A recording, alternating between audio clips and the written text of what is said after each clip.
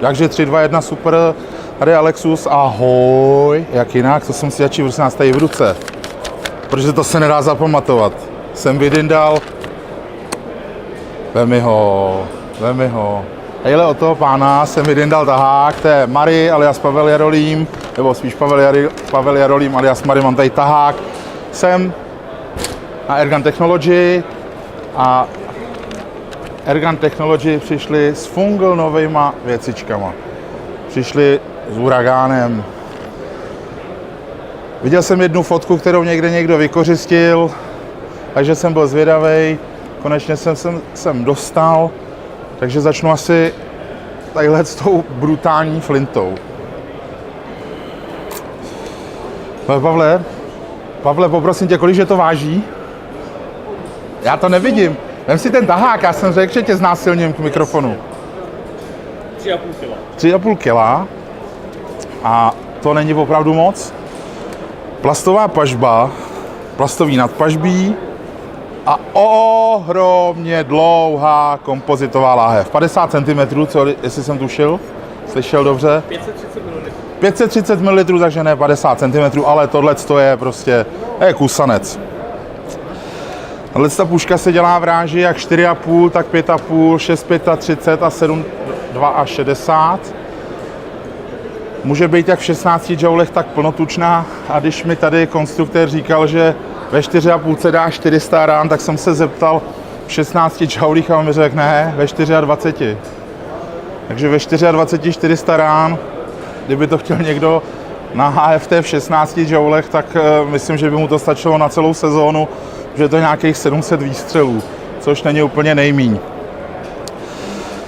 Klasikou u Vulkánu je, že si můžu vybrat, jestli chci natahovat zprava nebo zleva. Jestli jsem pravák nebo levák. Už, abych se na ně vykašlal, jako, co je komu do leváku, že jo. Takový levák Bob, že jo. Čau, Karle. Fůra inovací. Maximální fůra inovací. Puška absolutně z ničeho nevychází. Nemá to s Vulkánem společného téměř nic, jenom zásobník zůstal zachovaný, protože ten jim funguje, zůstal zachovaný zásobník, jinak vše je nový. Nová konstrukce, žádný vytírání a vybírání, jako v případě třeba firmy Air Arms, která staví 9 let všechno na jednom jádru. Dobrým, ale furt na jednom jádru.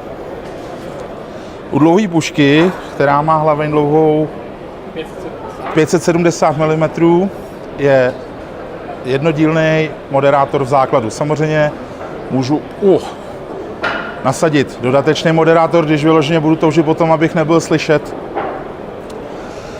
Předpažbí, podpažbí je součástí zbraně v základu, možná dodatečná montáž, dá se schodit, můžu nasadit na vývr herisky, po případě jednobodový systém nošení, asi by to šlo. Bodka stavitelná bodka, super. Si ji založím. No, mě úplně v pohodě. Puška se dělá, jak říkám, i v 7,62 a tam je nějakých 110 výstřelů. 50 výstřelů. Opravdu to se nedá naučit, ten tvůj papír, co ty ho studuješ týden. Vývr nahoře není nakloněný, nebo je nakloněný? Není nakloněný, takže puškohled s větším rozsahem klikáním, že tohle dokáže střílet hodně daleko. Manuální pojistka. Nový typ pinu. Žádný losování někde zepředu. Quickfeelem zasunu a vymáčknul bych ucpávku, kterou prstama nevytáhnu. Fakt je potřeba zatlačit pinem. Kartuše se plní na 300 barů, kompozitová, žádná Čína, vyrobený v Čechách. Že vlastně puška je od začátku do konce udělaná v Čechách. No super. Takže dlouhán. Osobně se mi moc líbí. Ale já jsem nějak na ty krátké pušky. Mě to nějak baví. A když mi někdo řekne, že má něco v kompaktu, já jsem na to ujetej. Měřím 2 metry a nějaký 3 čísla k tomu. Váhu nezděluju, ale prostě ta puštička je krásná, malinká, kompaktní. Snad ne. Hlaveň dlouhá 360 ml, kontejner 210 ml, pokud se nepletu, ve 177 a ve 22 se dělá, jestli se nepletu. Moderátor v základu součástí zbraně, je možno dokoupit další moderátor a nastavit takový čambálo. V základu je teda prodloužení moderátoru, výrazný čambálo, o 5 mm větší průměr, takže tohle to už vás opravdu neuslyší téměř nikdo. Laminovaná pažba, opět produkce Česká republika. Mně se to osobně moc líbí, pěkně vyhlazený, suprová záležitost. Je to bez vzduchu, takže si natáhnu a ochutnám si spoušť. Můžu.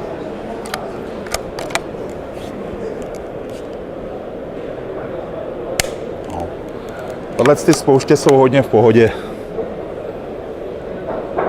Nějaký kladívko tam běhá, nějaký kladívko bouchá.